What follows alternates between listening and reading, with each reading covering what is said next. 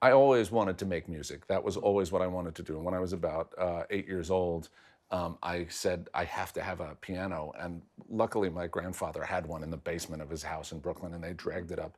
It was a terrible piano. But we put it in our living room, and I just sat down and started playing. And that has always been sort of my ethic as a musician. I just want to sit down and make the music. I want to be doing it. And so I played and I sang, and if you gave me a guitar, I played the guitar. If you gave me a violin, I played the violin. If you gave me a trumpet, I didn't actually make any sound, but I would put it up to my mouth. I wanted to make music however I could do it.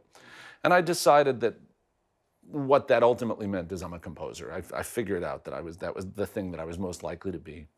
And I went to the Eastman School to study that. And I made it through about 2 years, but I wasn't a great fit for academic music. It just, there's a lot of it still in what I write. And I think what I write betrays a lot of the fact that I studied, you know, structure, and I studied, larger forms.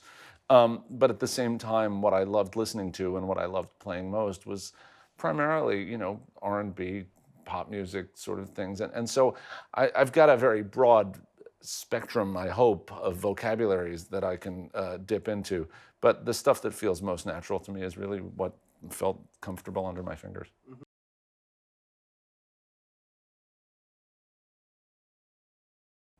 I think my style of composition at this point, because I've been doing it for so long, I think my style, I really can do it any way, and sometimes I have to find some new way to do it because the old way just makes me sound like I'm writing the same song over and over again. So I still have to know what the song is about before I can write it. I have to know why I'm, writing a song. But once I have an idea of what the song is about and what the character needs or what the pace of the piece needs to be at this moment.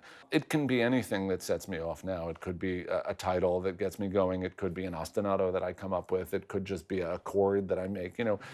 Uh, I what I can't really do is write a whole lyric and then set it. That I haven't been able to do that since high school because the music starts trailing off in all these different places and I feel like enslaved by the words in a way that I don't want to be. Once the music wakes up, I sort of feel like once I wake up the bear, then the bear is in charge. And I just let the bear drive the truck.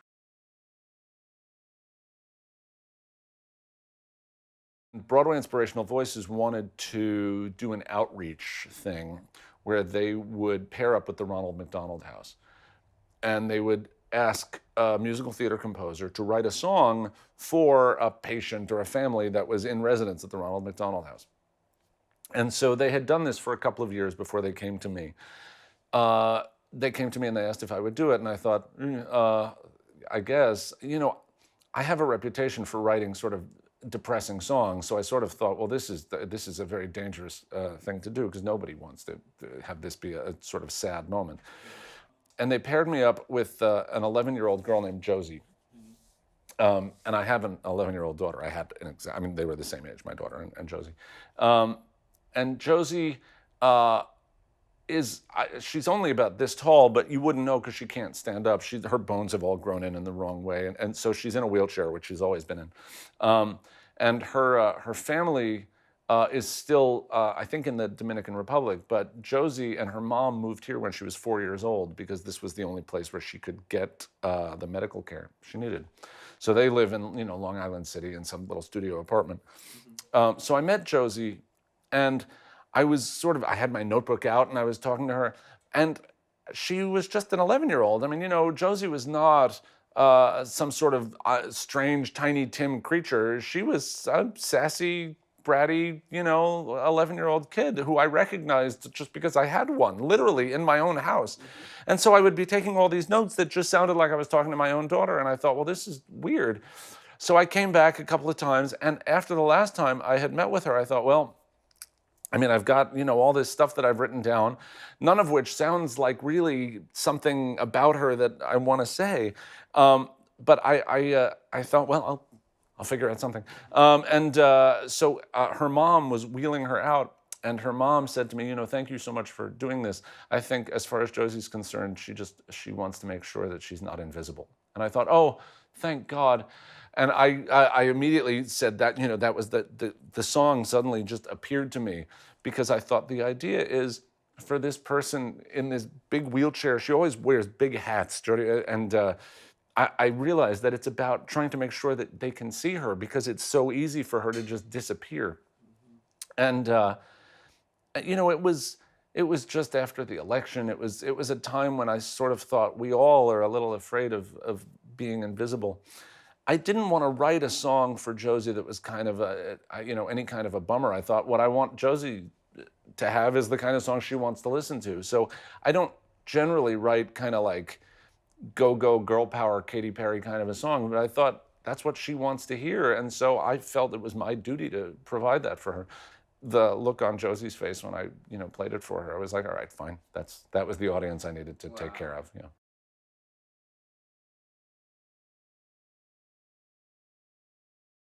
I was doing Parade. We were in production for Parade at Lincoln Center, and I had an office that they gave me at Lincoln Center. And I used to be in there during the show. I could hear the show from my office. So I would sit in there and I would do my work and I would take notes if I heard anything weird. But then once the show was over, I tended to just stay in my office all the time. And so I would be there at midnight, at 1 o'clock in the morning, even though the rest of the building was all closed up. And there was one night, and it really is the only night that I remember this happening, where I walked over to the piano and I just started playing what is the opening of Someone to Fall Back On. At that time, I was trying to get the permission to do a musical of Buffy the Vampire Slayer, because I thought that would really be fun. And I could not get the time of day from those people out there. So I had sort of put it aside, but in my head was something about a kid in high school who, just a guy who had all of this feeling, and nobody ever was really going to pay attention to what he said. And with that guy in my head, and sort of that girl, I'm presuming must have been singing it to Buffy, but I had something in my head that was never very specific, but I knew who the boy was. I recognized that immediately. And so I just wrote the song, and it took me maybe an hour, and I just sort of did it.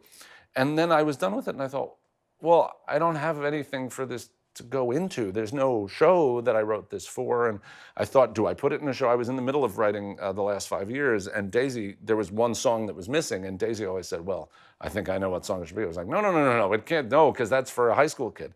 And so when the time came for the album to come out, I thought, well, I'll just put it out and we'll see what it is.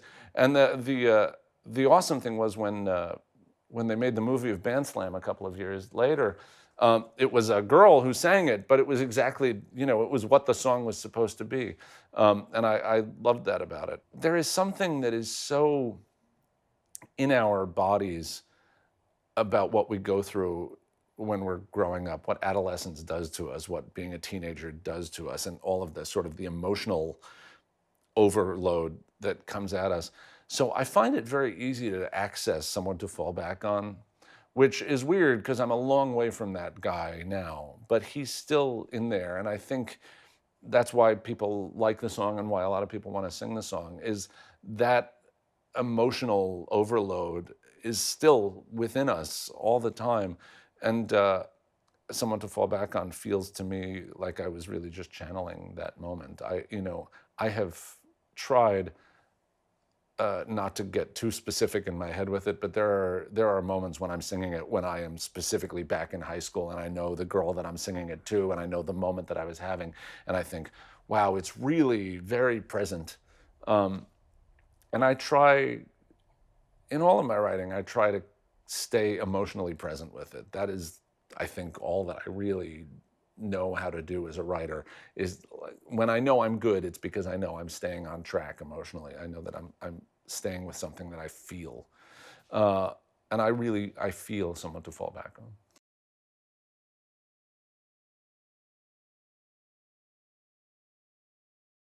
The piece of advice that I give most often, and the one that really resonates still for me, there's a story which is true.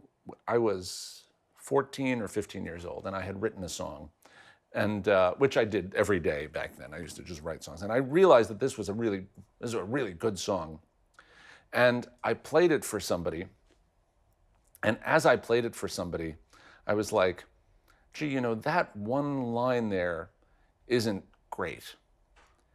And it had never occurred to me that I could go and rewrite the line. And I remember just being done and taking away the song and going back into my house and being like, oh, the job isn't just to like do it, it's actually to do it well. And so when I give advice, I think the advice I give is, you can just make music. If you want to make music, you should just do it. You should just go and make music all the time. But the real thing is to do it as well as you can possibly do it. And that requires a critical faculty. It requires you to be able to listen to what you do, to look at what you do and say, yes, that's what I wanted it to be, or no, that's not good enough yet. That's not where I wanted it. And I've never been particularly afraid of not being prolific. I don't write very much. I don't have some vast catalog at this point compared to some other people I know who just churn out shows and they really and it's just because for me, I can't trust myself when I work that quickly that I'm always going to be doing it as well as I can. And so I would rather take the time and make sure that I feel it and that I trust it and that it comes up to where I really want the work to be. And so that's really the advice. The advice always is, I just do it as well as you can possibly do it. And if you can't do it as well as you want, figure out how to do it that well. Take the time and learn it. I mean, it's once I hung my hat out as a songwriter, it meant that I was saying that when I write a song, it's the best song I can possibly write. And I still hold on to that.